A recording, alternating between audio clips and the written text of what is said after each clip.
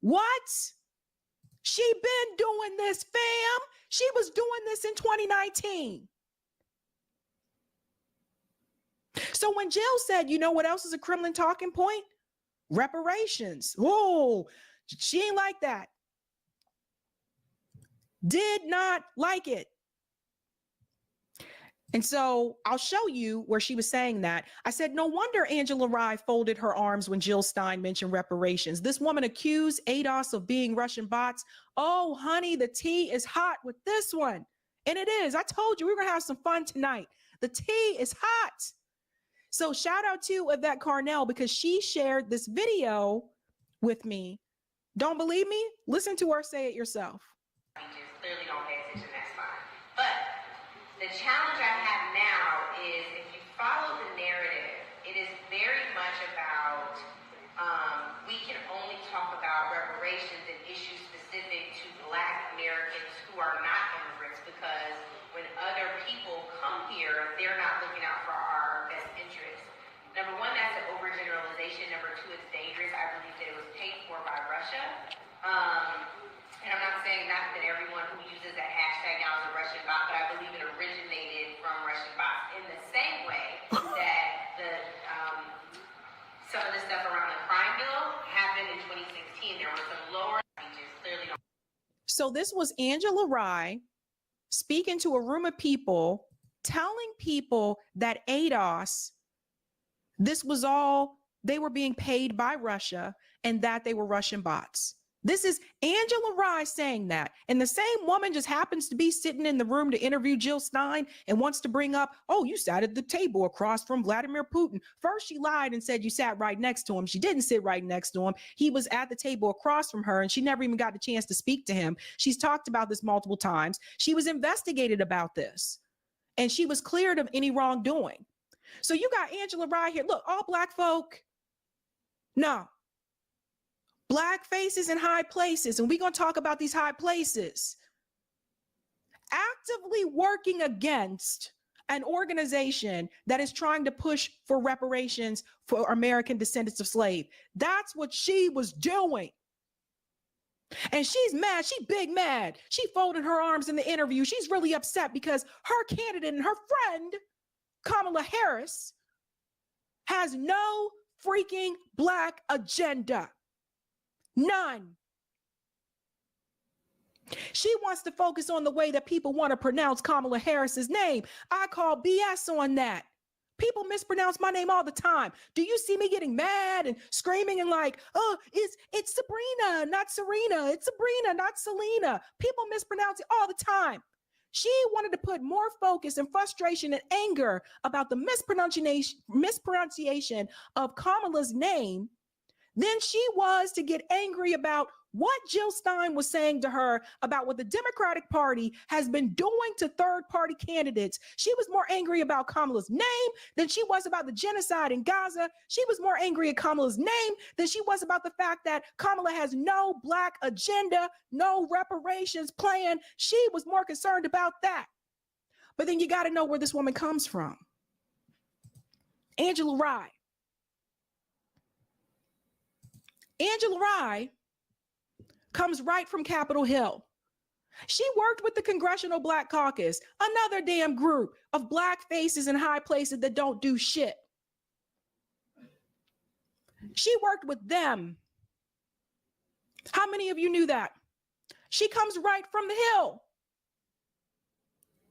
How you think she'd get to be in all these little spaces? She's just another DNC shill spewing DNC propaganda, calling Black organizations Russian propagandists, saying that these people were paid by Russia. That's why she's in those spaces. She starts off the interview telling them, Kamala Harris, I know her. And she's interviewing, of course you know her, son. Of course you know her. You're in the right spaces. So Angela's job going into this interview was to ruin Jill Stein and to push up and protect her friend Kamala Harris. Everyone needs to understand that. She didn't like it too much because Jill Stein had to tell her she had white supremacy talking points, and she did. Let's listen. Either you win or lose this election. There's really no in between. Dr. Stein, in 2002, you ran for governor of Massachusetts and you lost. In 2004, you ran for state representative in Massachusetts and you lost. In 2006, you ran for secretary of the Commonwealth. You also lost. In 2010, you ran for governor again, this time against the first black governor in Massachusetts, Deval Patrick. You lost. In 2012, you ran against this country's first black president and you got just less than 0.5% of total votes cast. In 2016, you ran against Donald Trump and Hillary Clinton, losing significantly with 1.4 million votes cast for you, but 0 electoral college votes, which I agree with y'all needs to be abolished. But 136 million people voted, and you lost that election as well. So I want to know what the pathway to victory is for you in 2024. It can't just now, be. I'd like to provide. So notice that Angela Rye didn't mention any of the races that Jill Stein won. So Jill Stein has served in local office before. Notice she didn't mention those. Right? Notice she had to swoop in there. You ran for governor against the black governor. Governor Deval Patrick didn't do a damn thing for black people here, okay? Let's stop like applauding these people just because it's a black face in a high place. Governor Deval Patrick didn't do anything for black people here in Massachusetts. He stood over in his little corner in Milton, Massachusetts, and hung out with the bougie white folk. Let's just keep it real, son.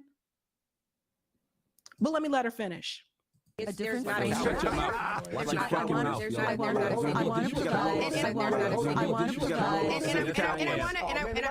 I respond, please? Go ahead,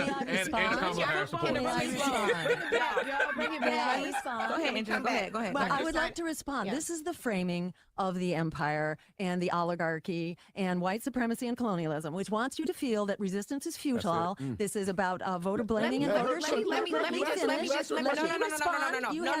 No. What you're not going to say is that I'm ever parroting anything at the hands of white supremacy. This is something that's very different. This is me asking you again. It's a binary I'm choice just in an pointing election. out that these are the talking points. No, these are the same talking points that the DNC I didn't get my talking. uses. This is. Yes, she does. She uses the same talking points as the DNC. But let me go ahead and say something here. First of all, it is not fair to compare a grassroots campaign to a campaign, and particularly a grassroots party, to a party that has millions of dollars and is backed by Wall Street and the military industrial complex. You can't even put them on the same footing. You can't. So everyone needs to understand that. The Green Party is a grassroots party. The Democratic Party is not. The Republican Party is not. That's like, should I make the comparison now or later? I'll make it now and later. That's like saying, let's put it this way. That's like saying you have a student that's at a public high school and you have a student at a private school, private high school. So public, private. That's like going to the student at the public university and telling them, how dare you not succeed? You have been in school for 4 years, 9th, 10th, 11th, 12th grade. How dare you not prevail? How dare your grades, how dare your GPA not be higher than the kid at the private university? Obviously, the side that has more funds and resources has a better chance of succeeding. You know, it's just common fucking sense. But that's not Angela's job.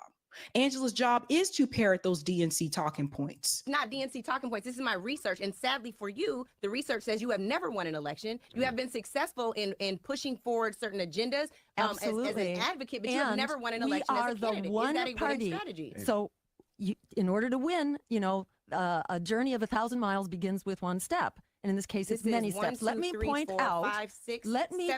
out, please. You need to compare the Green Party, not with those who are taking money from AIPAC and the War Machine and Wall Street. You've got to compare us, excuse me, you have to compare us to other grassroots, non-corporate. So do you see how rude she was? And by the way, it started out this way. If you watch the full interview, she had that attitude. She came in like hostile. She came in ready to fight from the very beginning. But yeah, you are parroting white supremacist talking points, Angela. This is one of the most effective tools of white supremacy, is to get someone with the black face to do it for you. That's Angela Rye. That's Charlemagne the God. Just because they host a show called The Breakfast Club and they talk about hip hop doesn't mean that they're not pushing white supremacy from time to time when the Democratic Party tells them to, God damn it. That's Barack Obama. That's Kamala Harris. That's Jim Clyburn. Don't be twisted. They get people like them to do it for them.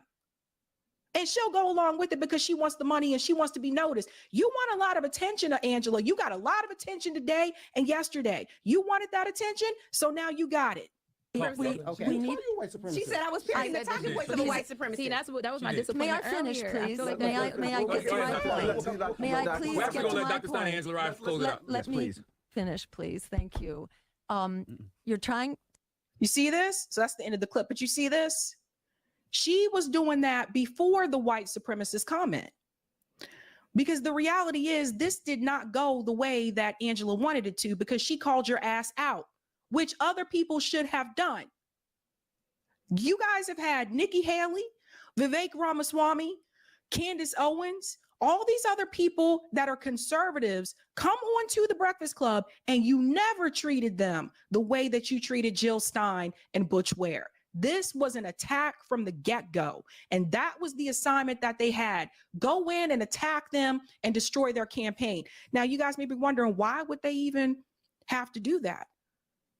If people are saying it's not a serious campaign, why would they even have to do that? We'll show you in just a second. But Adas Tribe said it again.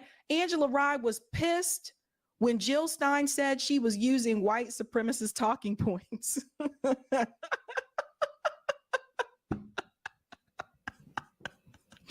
Oh my God, I love it.